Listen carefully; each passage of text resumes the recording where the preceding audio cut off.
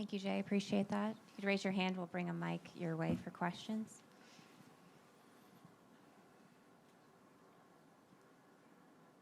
You covered it all, Jay.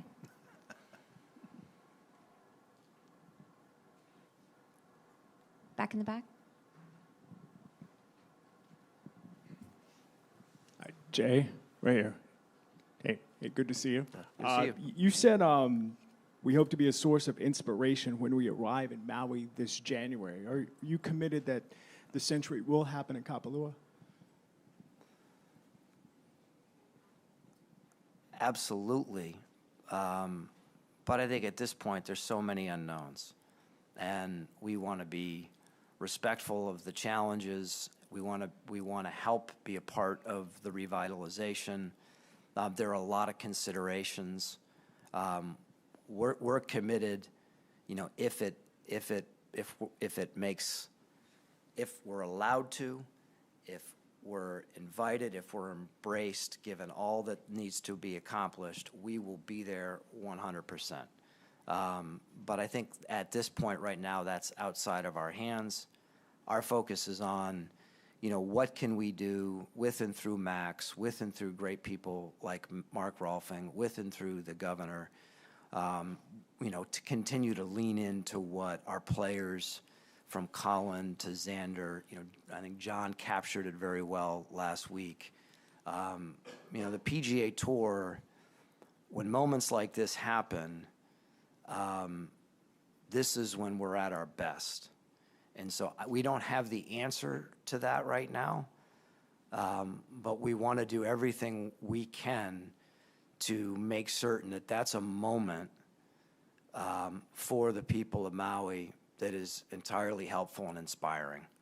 And I'd also add that our partner in Century has been there every step of the way and is, doing some pretty remarkable things right now alongside our team, and we'll have more to add on that front. But we are hopeful to be there. Steve? Right here. I'll ask the provincial Atlanta question. Given all the foundational changes coming here with the tour, what can you say about the future of this event at this place in the long term, 5 years down the road and beyond? This tournament is extremely well positioned. I mean, I just see the FedEx Cup playoffs and the Tour Championship at East Lake only growing in significance as we go forward. The FedEx Cup is foundational to the PGA Tour, and making it to East Lake is foundational to our players. So we continue to invest in and around the event itself. We continue to be received by this community exceedingly well. Our ticket sales are up 20% year over year. The team continues to grow this tournament. So at this point, I think we're, as you look to 3 to 5 years, as you said, this tournament is very well positioned. And I think with the work that's going to be done to the golf course starting next week, I think that should give you every indication, alongside the fact that the partners I mentioned earlier are long-term committed to the Tour Championship at East Lake. I expect to be sitting up here in front of you for many years to come this week. Jay, a couple in the framework agreement, if I may. Firstly, what would you say to those of maybe cynical disposition who would suggest that this was purely a mechanism to stop the litigation which you described, and that nothing else beyond that actually needs to happen? Now you've put that away. What would you say to that theory? I would say that we operate in good faith, and I see that on both sides. And that framework agreement, which is an agreement to reach an agreement, put us in a position to reach an agreement, those safeguards that are in place and our commitment to moving from, the divisive nature of the relationship we had to a productive one, for us to be able to make a fundamental transition to our business with the formation of NewCo, to have an investable entity for PIF to be able to invest in that didn't previously exist, for the PGA Tour to, be in control of the future of men's professional golf, and for us to be partners. If we were going to end the litigation, we would have just announced that we were ending the litigation. And our teams if you saw the amount of conversation and the time that the PGA Tour, DP World Tour, and PIF are spending working forward from a framework to a definitive, I think you'd see that the sincerity of the efforts there. And specifically on Live Golf, in your mind, does that exist in 2, 3, 5 years' time? Because that would seem contrary to the development plans you're speaking about for your own tour. I think, there are a lot of questions that are specific questions that are going to come and have come to me as it relates, and have come to others as it relates to elements of what is in the framework agreement and elements of what we're talking about. I'm not going to talk publicly about them until we've completed those discussions and I can answer that question specifically and directly. Eamon? Jay, you mentioned players reaching out to you, wanting to take more of a governance role in the tour. Did you interpret that as an indictment of how the tour has been run over the last few years? I did not. I think there is, one thing I'll add, Eamon, is that it's not like all of a sudden there was a point in time and a lot of players, reached out to say they wanted to be more involved. If you go back to last summer, if you go to Hartford and the announcements that we made when we were going to be launching a series of designated events, to the announcements that we made here, and ultimately to the announcement of June 6th and the aftermath of it, we're out every day. Tyler, our player relations team, talking to our players, getting their perspective and trying to be as communicative as we can about where we are.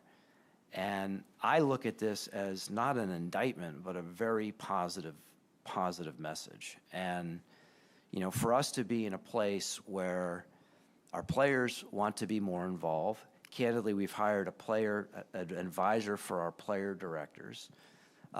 This is a very complex situation, and if you're a player director or you're a member of the PAC, this is more complex than any other period of time.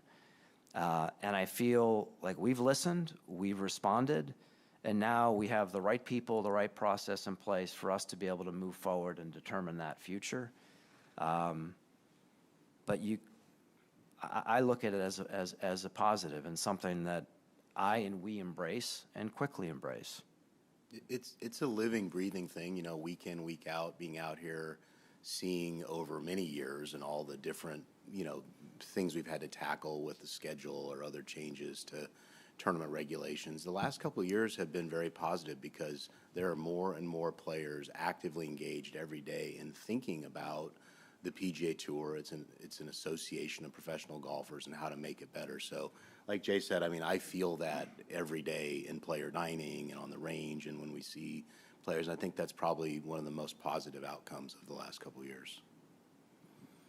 We'll have Doug and then Zach, please. Jay, as you talk about, over here, sorry, as you talk about the confidential nature of the discussions going forward on the agreement, it's one thing not to have answers or thoughts or speculation for a public question, but how do you deal with players who also want to know stuff, are frustrated and feel like they were left in the dark in the first place, and go to meetings and come out of it and say we didn't learn anything new? Surely I would think they're getting frustrated by that. I think the way that we're dealing with that is that we're following our governance. And we have 6 player directors that are on our board. As I just mentioned, we have an advisor in Colin Neville who's advising them.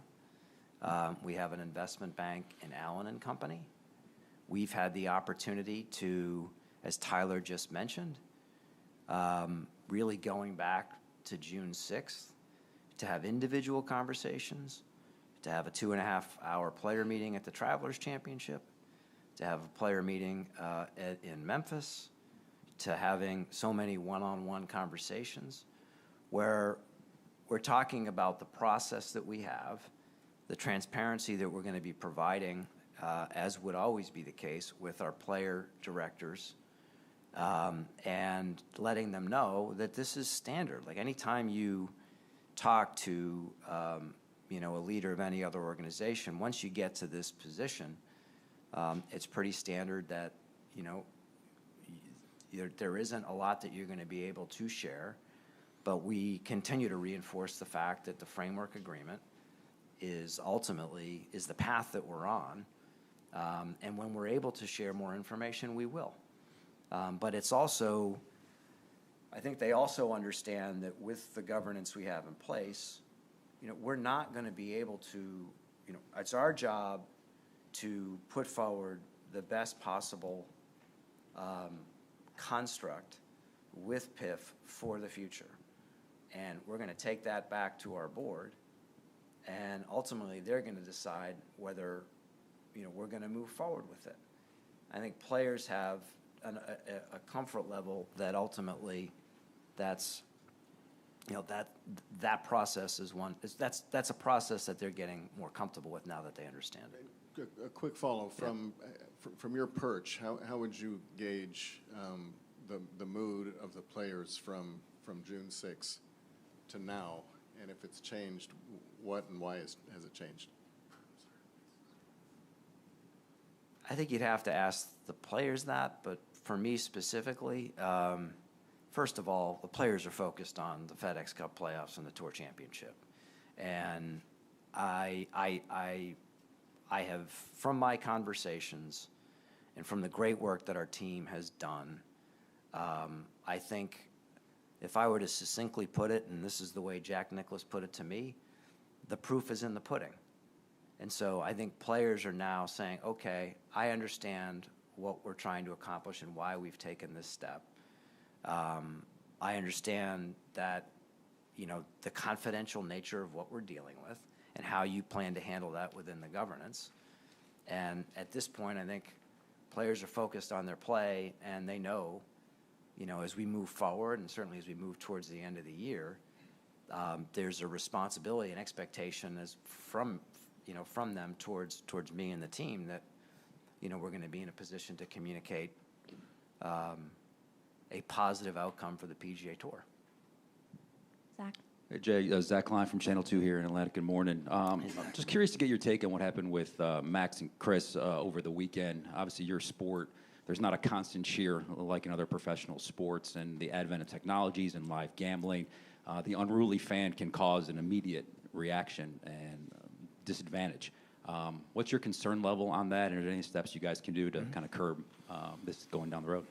Well, thanks. First off, we take fan conduct and safety of players, caddies, and everybody on site with the utmost seriousness, and those fans were ejected immediately.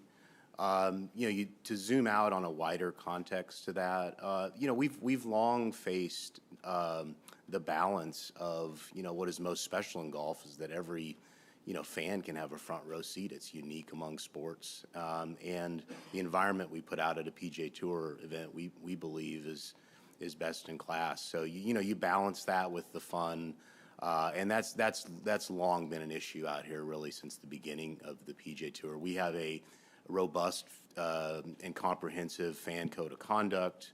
We have an extensive security apparatus and plan each week, and we feel really confident about all the aspects of that. We spend a good deal of time monitoring it each and every day, and we take it very seriously. I'm just going to add, I think Max put it perfectly. Our fans are tremendous. And the fact that this happened is unfortunate. As Tyler said, it was dealt with. But, our fans have great appreciation for,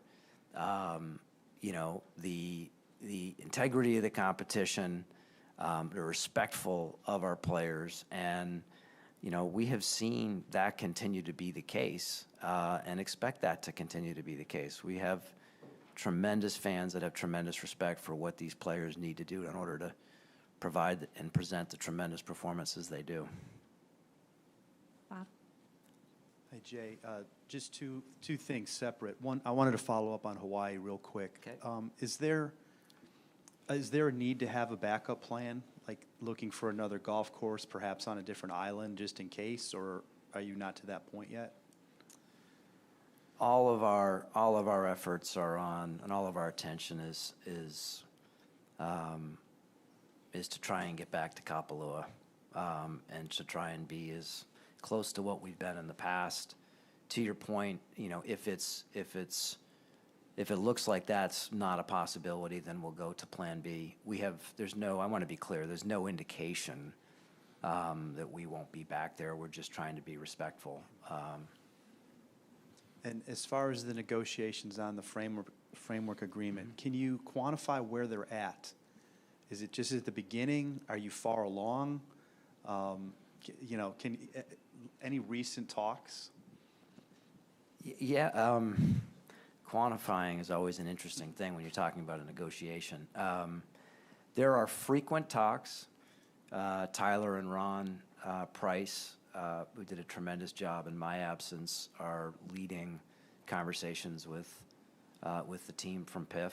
And I would just say, given the fact that there's frequency of talks, including Keith Pelley from DP World Tour, we're probably right where I would expected that we would be. But there's, so there's an intensity and there's an urgency and there's a lot of good work that's being done. And just Bob, just to kind of add to what I said in Memphis, Ron and I have been actively engaged weekly, multiple times a week, and aside from the aspects of the framework agreement that we've talked about, there's just a lot of work streams that go into a deal like this between the PGA Tour, the PIF, and the DP World Tour. So it progresses daily, and it's very positive and collaborative in nature. Do you have any reason to believe you wouldn't get it done by January 1?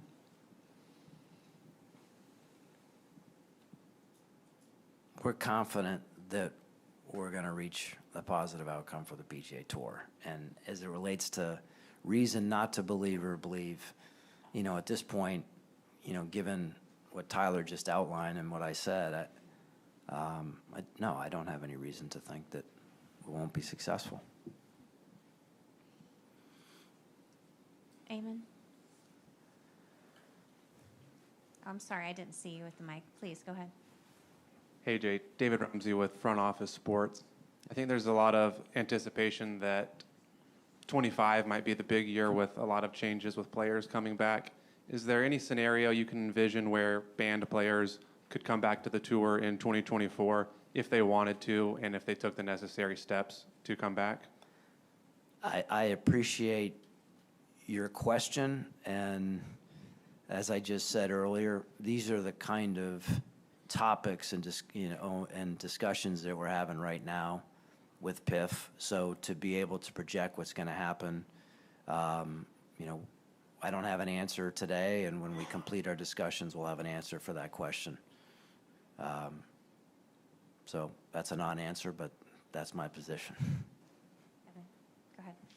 Jay, over here. Good to see you back. Good to see you. Yeah. What is a positive outcome for the PGA Tour? What is a positive outcome? Mm-hmm.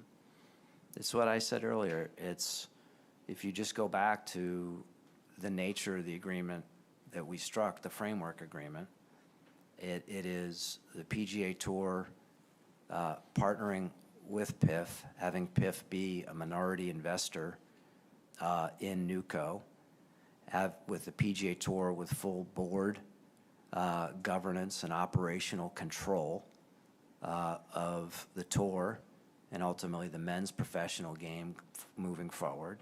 And for fans, for us to be able to use the capital to be able to, invest back in our product, to do things like, further reduce commercial inventory in our broadcast, to further invest in our data businesses, to further invest in our media business, to potentially invest in entities and companies that we think are going to help us grow and diversify our fan base and the game.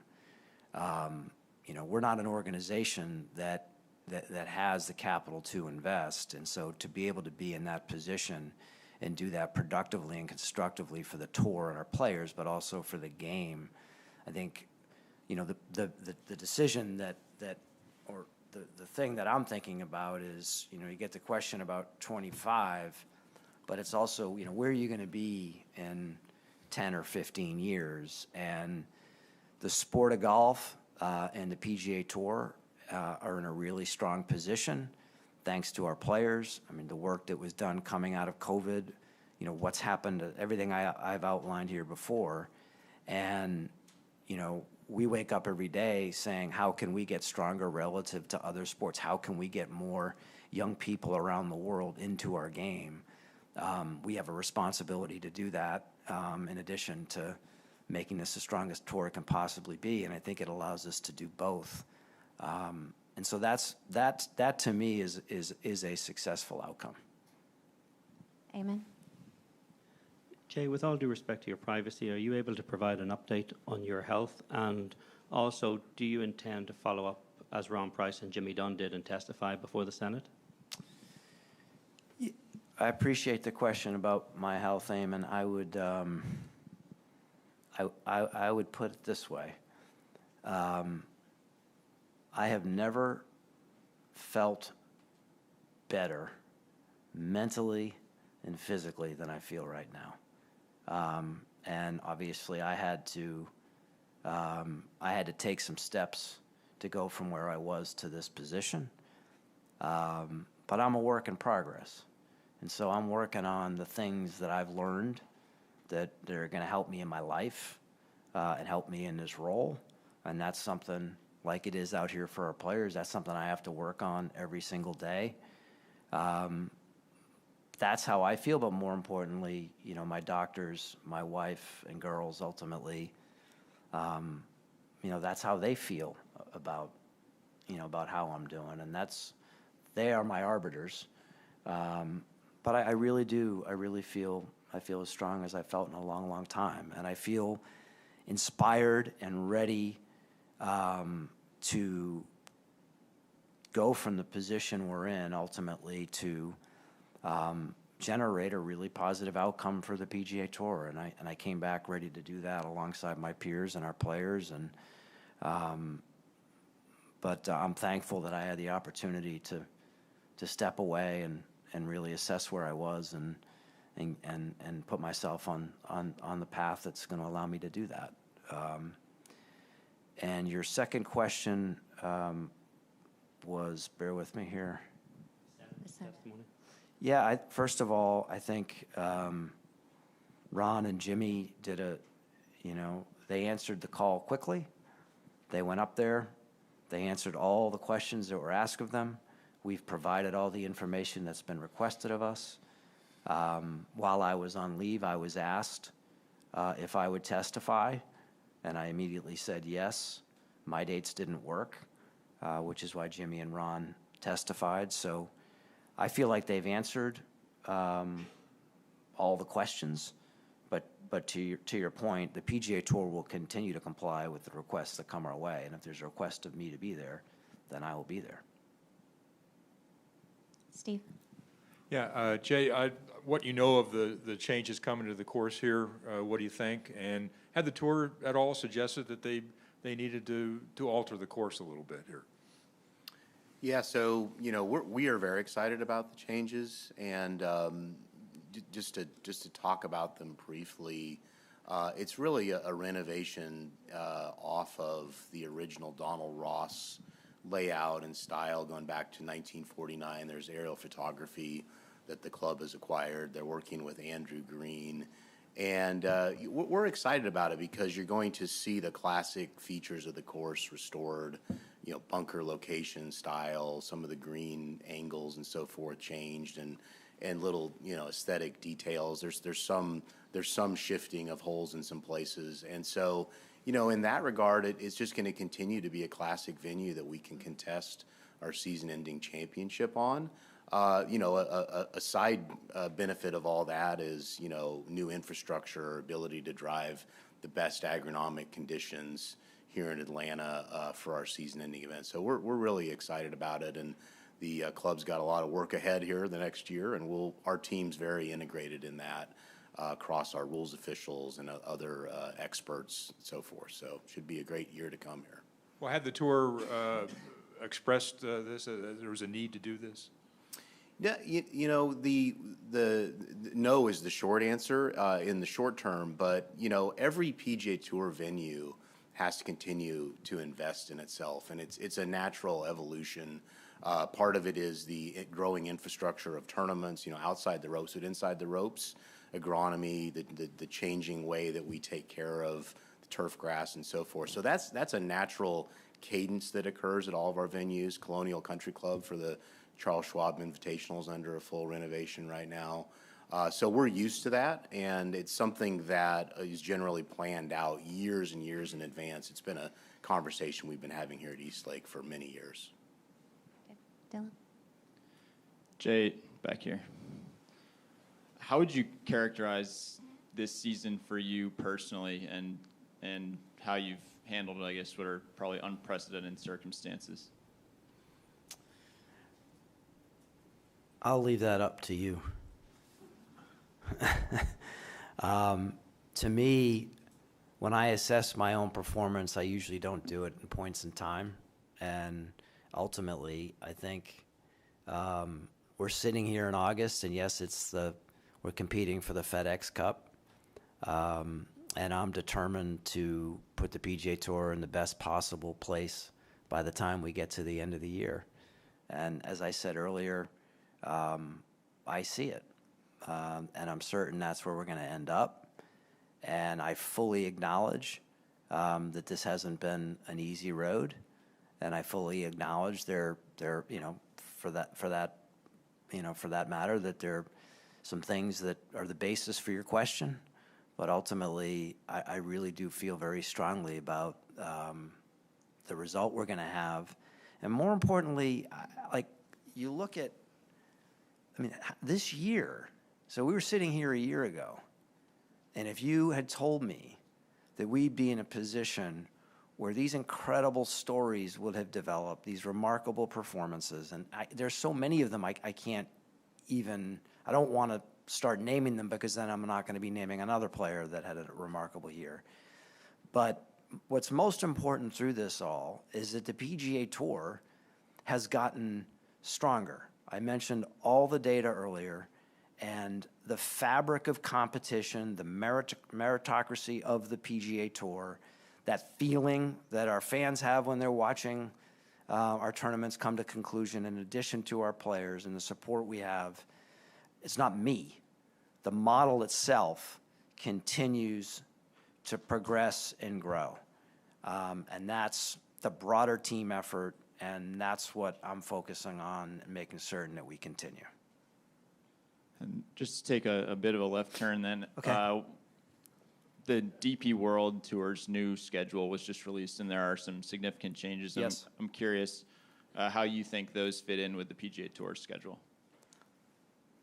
Yeah, I'll start and add in, Jay, but the way to think about the DP World Tour is where we always start with the players. And there's long been a very strong and steady group of players who want to play on the PGA Tour, but they're from Europe. Maybe they grew up, started their careers out there, and they love it. And so we have worked really closely with the DP World Tour for many years, but certainly since we forged our strategic alliance, to just think about players and what's best for them. I think everyone's aware that next season, for the first time, we formalized that pathway of 10 cards for the top 10 DP World Tour players onto the PGA Tour. We're really excited about that. That's long been an informal pathway.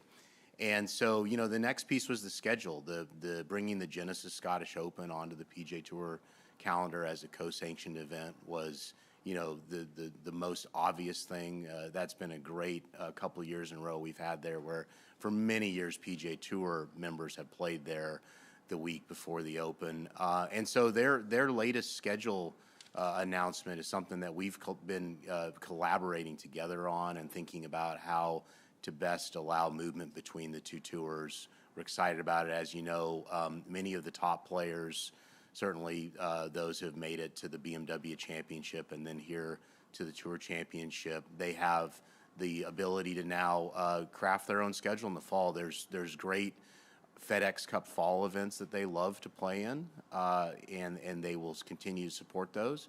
But we've now created the ability to go to some of these premier DP World Tour places like the BMW PGA Championship at Wentworth and so forth. So we think it's going to be great. We're really excited about it. I was proud to see the announcement of the DP World Tour schedule.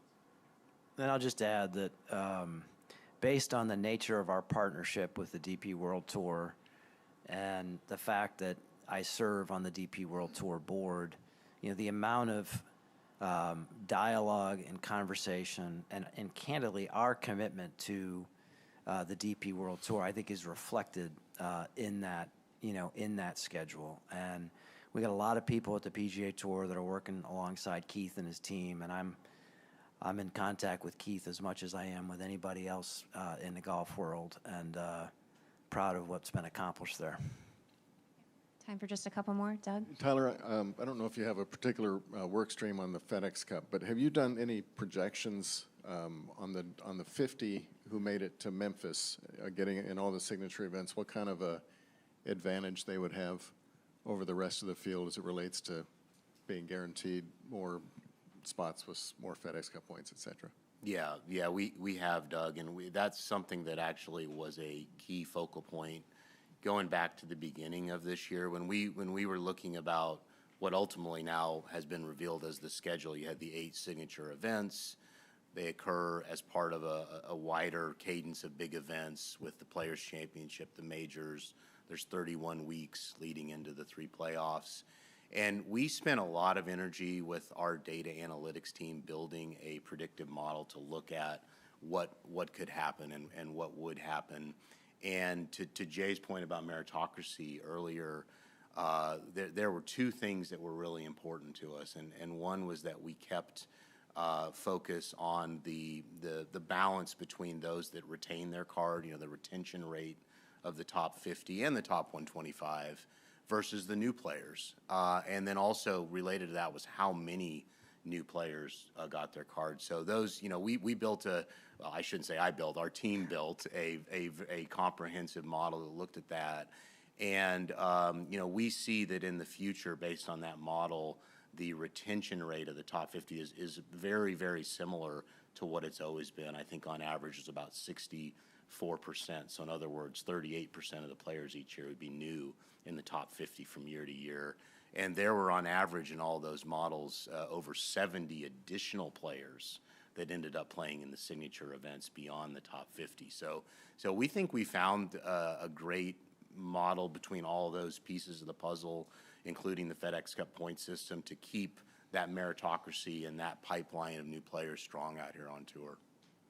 So your projections show that of the 50 who were at BMW last week, even though they're in all the signatures, only about 30 will be back next year.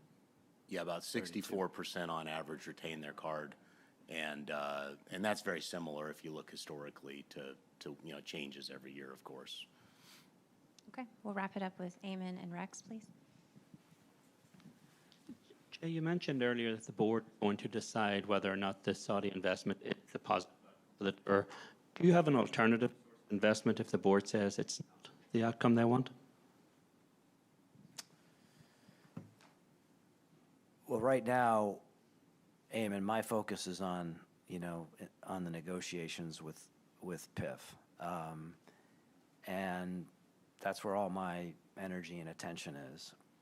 But I think, given the amount of attention that our framework agreement has received, and in particular the fact that we've created a new PGA Tour Enterprises, I think the realization that there is an entity that can be invested into at the PGA Tour, and the uniqueness of being able to invest into a professional sports league of the caliber, quality, and sustainability of the PGA Tour obviously has generated a lot of interest.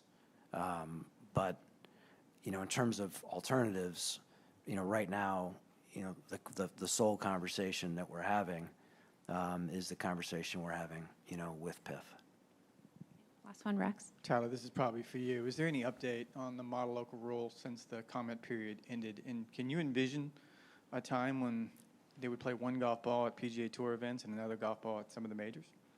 Yeah, we haven't had any update following the conclusion of the period. There's a lot of constituents that the USGA and the R&A are hearing from during that 6-month period. You're aware of, our position, what we've heard from our players and all of our constituents, and our plan is to continue to collaborate around a single rule that can make sense.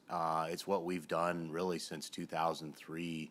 When we made a statement alongside the R&A and the USGA about this, and there's been 8 rule changes that we've supported through that process. So we're talking to the USGA and the R&A regularly, and I know they're evaluating that, so there'll be more news in the coming months for sure on that. Fantastic. Thank you, Jay. Thank you, Tyler, for your time. I've been asked to remind you that John Rahm will be in the Media Center, regularly scheduled location at 10:30 for his pre-tournament press conference. Thank you all. Let's have a great week. Thank you.